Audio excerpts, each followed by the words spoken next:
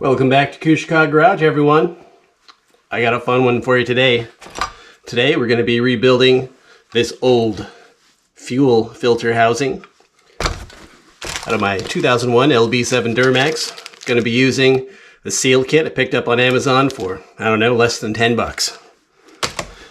So, why am I rebuilding this? Technically, I don't think I need to rebuild this, but I took this off about 2 years ago now. Because I had air in my fuel system, and to eliminate this as a possibility, I went ahead and ran a bypass tube through there, and I just never put it back on. Even when I rebuilt did a top half rebuild this summer, I still didn't put it back on because I wanted to replace all these seals. Now I think, honestly, I can probably just slap this back on right now because it doesn't seem like any of the seals are leaking, and I did find the culprit of that air leak a couple years ago, and it had nothing to do with this housing. But here's how I know that this one's probably all right. So this is the suck tube, and this is like, so it goes in here, fuel goes in here, comes out here, so this tube sucks. So when you cover this up and you pump it, I can feel that suction on my finger. And can you hear this? That was that suction. So I'm pretty sure all the seals are just fine. However, I don't know when the last time this thing was rebuilt, or if it has ever been rebuilt. Since it's out, and since the kit is so cheap anyways, I figured, I might as well just get in there, replace all the seals, and then put it back in. So, I have a lift pump already. I have a fast titanium lift pump.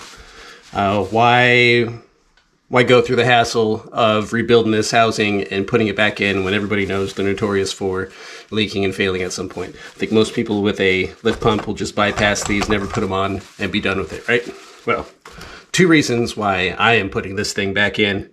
The first reason is an abundance of caution, really. I like the idea of having some filtration between the lift pump, which is towards the rear of the truck, and the engine. And this will sit right in the engine and will pump right into the FICM, I believe, before it goes through the rest of the process, goes to the CP3 and into your injectors.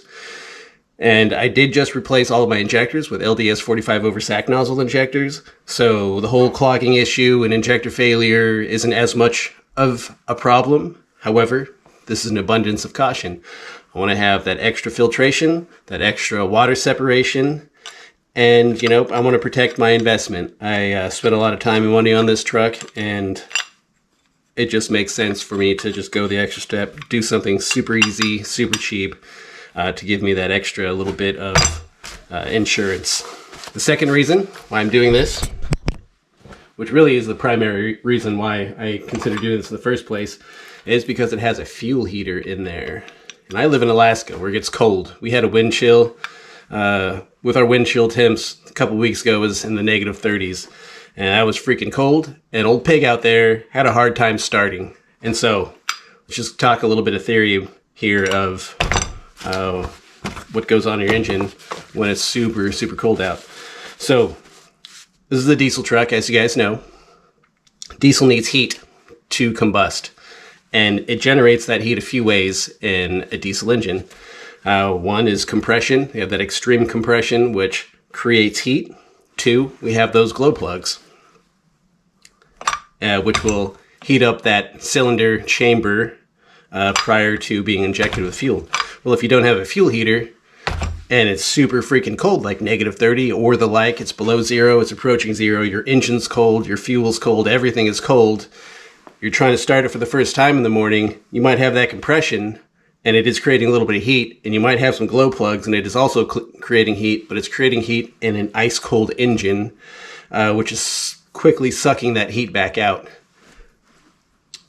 And so one way to help bring those temperatures up is a fuel heater. Instead of sending cold fuel into those pistons and cooling it down, you're going to send hot fuel. Hot fuel has hot fuel will ignite. It has a better chance of igniting once it's up to optimal temperature, which I think is around 160 degrees. If you know the exact temperature, go ahead and drop that in the comments for all of us. So this is going to be one way to help the truck cold start. Another way that these trucks help with cold starts is the intake heater, which in a 2001 LB7 is just a plug, a giant plug that sits in your Y bridge. And I removed mine for performance reasons because it's just a huge air block, creates a lot of turbulence. And by removing it, I did gain few HPs. It does have a little bit more get up and go.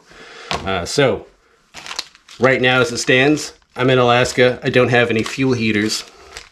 All I'm relying on is my glow plugs and the compression of the engine, as well as my, I do have a oil heater and a coolant heater, which I don't always have plugged in, but those help immensely. Also, in addition to this, in a future episode, I just picked up a, where did it go? I'll be right back. Future episodes, I'll be installing this fast electric fuel heater, which I'll plug right into the lift pump itself. And that'll heat up the fuel as it's coming out of the tank. And we'll send it to this guy right here, where we'll get one final heat up, and they're both automatic, so if the fuel's already up to temperature, it won't kick on. But if it's not up to temp, these heaters will kick on, heat up that fuel, send it to the engine, and it'll have a better chance of starting up in the morning. And maybe I will even get a little bit extra fuel efficiency and horsepower. Because when you have full combustion, you get more power, you get more fuel efficiency, you get better fuel economy, and it's not just burning your fuel or sending it out your tailpipe. Because I think a lot of you will notice in wintertime, especially places like Alaska where we run #1 diesel in wintertime, it's not as energy rich, so the truck already loses a little bit of power and efficiency there. But sending cold fuel into your cold engine is just going to use that much more fuel, and you're going to get that much less power, fuel efficiency, whole shit shebang. It just goes downhill from there, which is why we lose so much fuel economy in wintertime. Not that us like big diesel truck guys are too worried about fuel efficiency, but LB7's, the 3/4 ton version with an extended cab, 6.5 foot bed, single wheel, they can get up to 23 miles per gallon. So that's pretty significant for a big, old, huge fucking truck, right? I think so. So anyways, that is why I am going to go ahead and take this thing apart, rebuild it, and put it back in my truck. And then I'll install that fast electric fuel heater later, and then I'll show you the whole system afterwards. When it's all said and done, all installed, and I've been using it for a while, I'll show you my whole Alaska winter cold start strategy and how we do these things. And then by then, I'll have been running these systems for a while, at least a couple tanks of fuel, and I'll be able to tell you if I noticed a increase or decrease in power, fuel efficiency, fuel economy, the whole thing. We'll just see how it runs, you know. We like to test things out on this channel, so I'll let you know firsthand what happens, what my experience is, was it worth it, would I recommend it or not. All right, let's go ahead and get into this. All right, guys, here we are. So this will be my first time installing one of these rebuild kits here. So let's see how it goes. It looks pretty easy. First thing I'm gonna do, I think I'm just gonna remove this because it's all pretty dirty and I want to clean it up. So I'll give it a proper scrub in here. And this is just the mounting system. I'll show you how to install it when it's all said and done. So go ahead and remove this. Set those aside. Probably clean up those bolts. Throw a little anti-seize on there. I got a aluminum bleeder screw. Replaced that piece of crap plastic one a long time ago. And this should just come right out. Well, I am going to get a socket. Got 13 mil, should back this right out. Yep. 13 millimeter.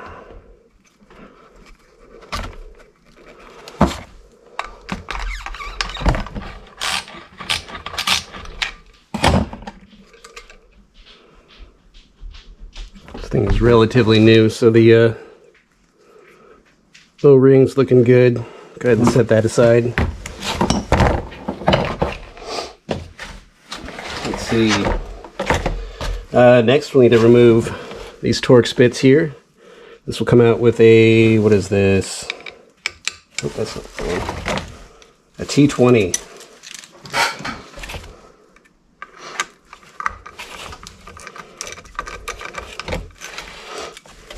Just loosen them all up here.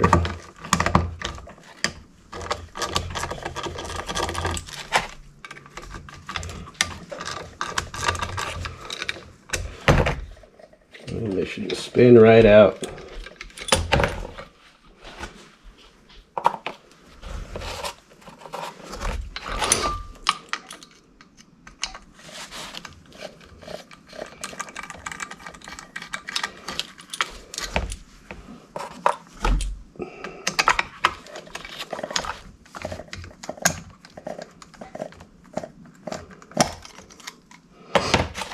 This thing's spring loaded, so be mindful. There's a little check ball, I think, in there you gotta be mindful of as well. Okay, there's the spring. We got 2 O-rings right here that we will want to remove. Looks like all, oh, we got 2 more down there. Okay. Okay, we got this out of the way. Let's go ahead and remove these 2 bottom ones, which are a T20 as well.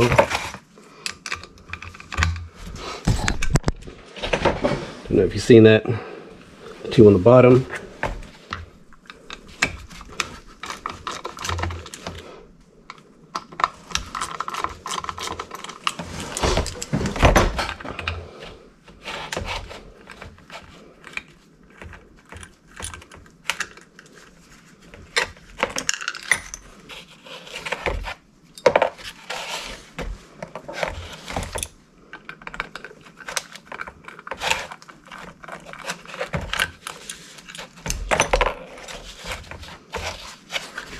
Okay, so this should just wiggle right out. So we're going to replace those 2 O-rings here in a second. Looks like we got another ring right here. Go ahead and use my pick to remove that.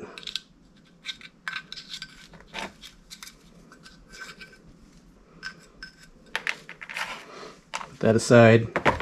Since we took those screws out, now the heater housing is free. I'm going to go ahead and press on the electrical connection here to help try to pry that loose. It might be a little stuck in there.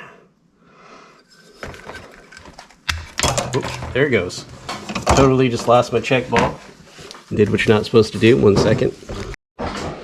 Okay, got my ball. Don't lose that.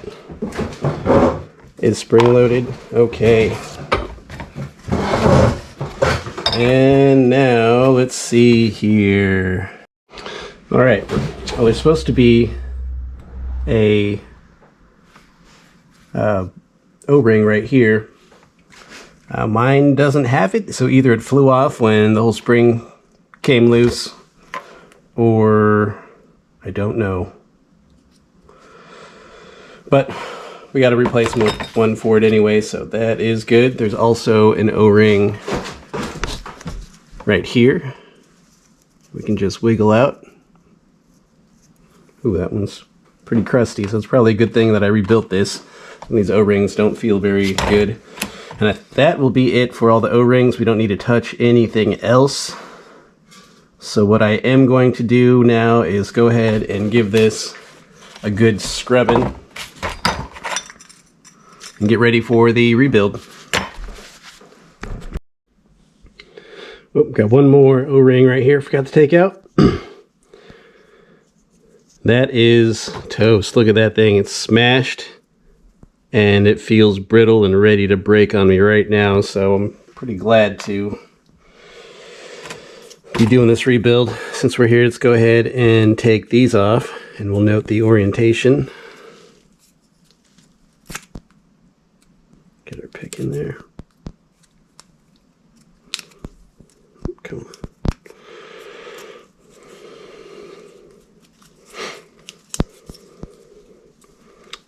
So it's either ribbed there. We'll want the flat pieces facing each other.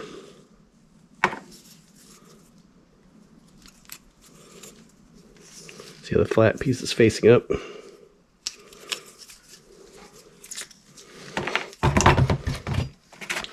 So when we install these, we're going to want these two flat surfaces facing each other.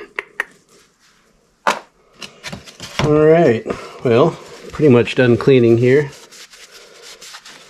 At least well enough for our purposes. So we will get ready to do some reassembly. Just wanted to show you a little close-up of what comes in this kit here. So on this side are all the ones we just removed here. And all of these are the replacements. You can see that some of these rings are pretty cooked. That one I thought I lost. It was just stuck in there. But yeah, that got cooked by the heater. And then I went ahead and pulled the bleeder screw ring off because we got a new one here. So it looks like we got everything we need. We just need to reinstall it here. Got everything cleaned up, you know, well enough for our purposes here. So we are ready for installation.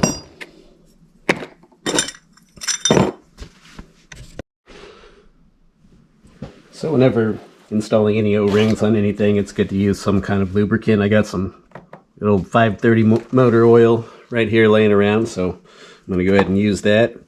Let's start with these guys. Get these nice and lubricated. Oop. Come on now.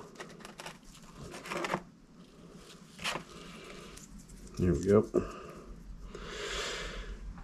We're going to install this piece right here. And like I was saying, you can see the lips and there's a flat side. We want to install it so the flat sides are touching each other or facing each other. So for this first one, we'll go ahead and install it facing down. Should be pretty easy. We'll just slip that on there.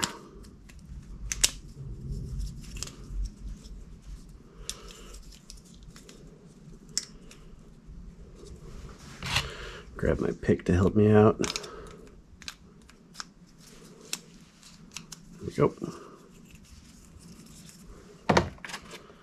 And then, got some dog hair. Go ahead and flat side down.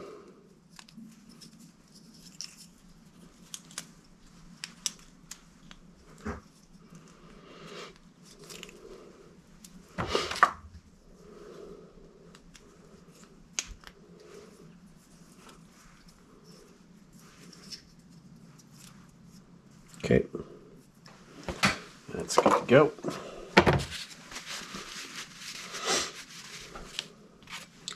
Now for this guy, go ahead and take this ring, get it a little lubricated, stretch that on there. The reason why you want to lubricate it, so during installation, you're less likely to pinch the rings, and then as you're rolling it on, you know, it's less likely to roll and get all twisted. It'll just slide on in place.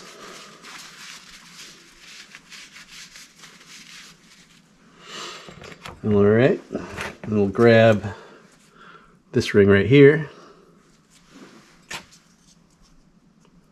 Toss that on the heater. And then we'll grab this big ring right here. Flip over our housing. That goes right here where the plunger goes. I'm going to make sure not to twist anything on there. Just get it eased on there a little bit. This last one, it's going to be a little tricky because it's threaded. The bleeder screw is threaded, so I'm just going to kind of stretch it on there. Oh, that actually was pretty easy. Sweet. All right, now all of the rings are on. Just give you a little close up here so you can see the heater right there.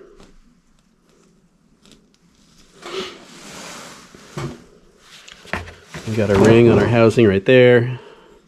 got our ring right there. Then of course we got these guys, flat ends facing each other. Oop, got a dog hair in there again. Yep. Now we're ready for assembly. Alright, I'm going to go ahead and put the heater back into the housing. So we're going to take our spring, put that back in, get our ball, put that back in. And then we're going to go ahead and flip this upside down, because the spring and the ball is going to go on that side. This is going to seal, this section is going to go right through the hole there on the housing.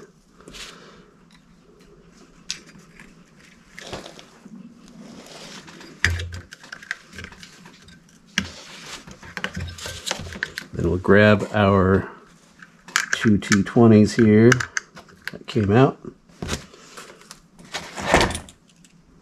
Go ahead and tighten this back into place.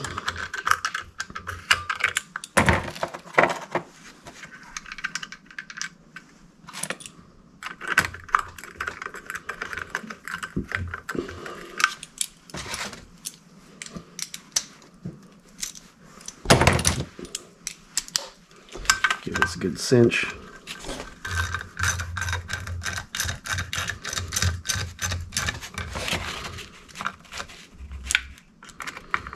Don't want to over tighten it. It's all plastic and aluminum. Don't want to snap anything. Just give it a good snugging. Okay, that's back in. Grab our spring here, throw that in. There we go.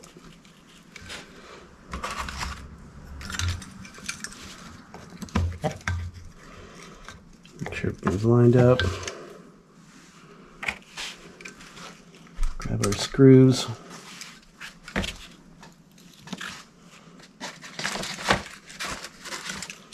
Same thing, we'll go ahead and get those started in there.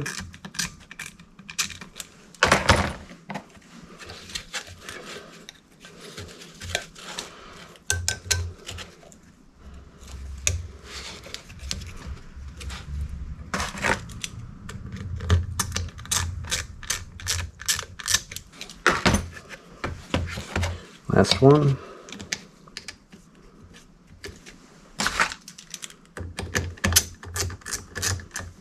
Okay, go ahead and center down. I'm going to try to do this as evenly as possible, so I'll do it in a couple of steps.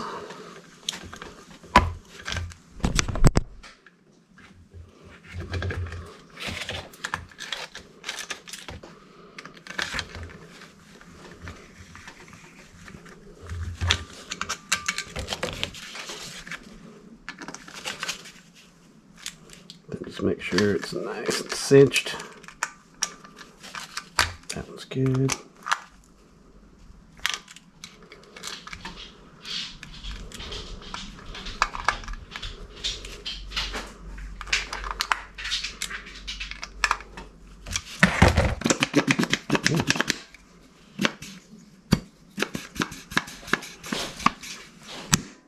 All right, got a good suction. And that is rebuilt. The only thing left to do now is to reinstall it. So we got our mounting hardware right here. And we'll go ahead and bolt that up. Get everything plugged in. See how it works. Oop, last thing. Get our bleeder screw back in there.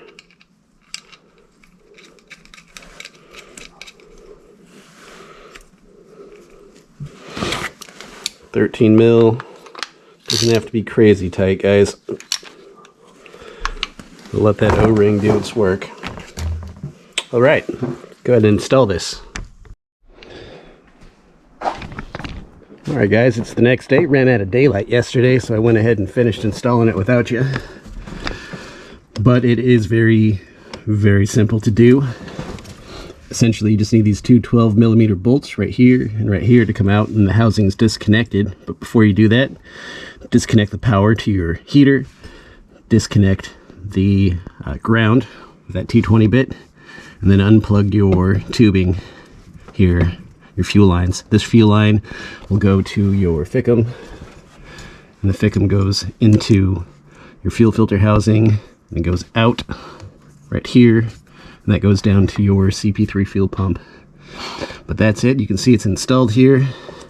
Seems to be holding its prime. It's been sitting like this overnight. I drove it around yesterday for a little bit, so it's not leaking or anything. But let's go ahead and do a cold start and show you.